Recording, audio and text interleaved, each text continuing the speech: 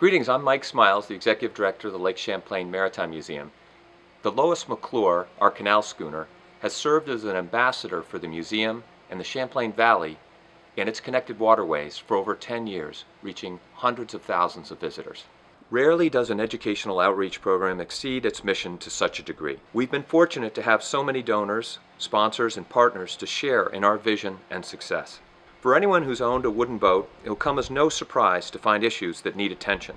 The Lois McClure is no different except perhaps in scale. Every year, the schooner has undergone a regimen of repair and maintenance work to ensure she's ready to meet her mission safely and effectively.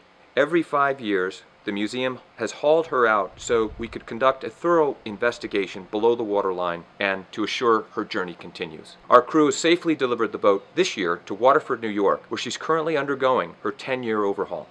Let's join our project director, Eric Tishanuk, as he gives us an update on the repairs of the Lois McClure.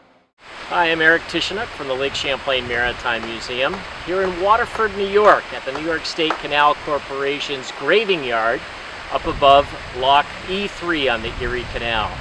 Here we have the Lois McClure now being worked on.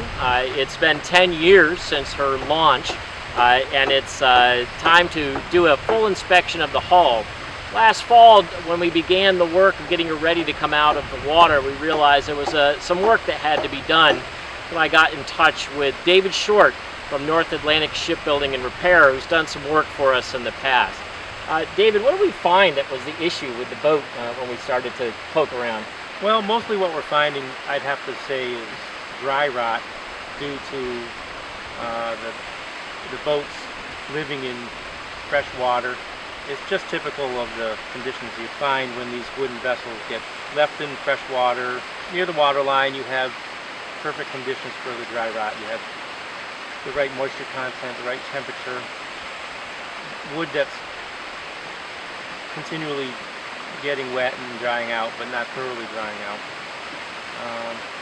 And at her age, it's about the time you start to identify that. You'll have some substantial replacement in the framing. The framing members are located so that they're right on the cusp of being wet and dry all the time. Your planks, which are submerged all the time, they're okay for the most part. But this is day 2 now that we've been tearing into the boat. Yeah. Are you encountering anything unsuspected or kind of what you figured we'd be encountering at this point? It's pretty much what we expected. Probably the good news is that the fastenings, the nails principally, are fine. We tend to look for the good stuff, you know, we look for the bright side. Now the bright side is everything stood up well. You know, the joinery is really good, top notch. We had anticipated like a 6 to 8 week project here. Yeah. I know you're only 2 days into it, so I won't hold you to it, but how are you feeling about that timeline? Good, pretty good.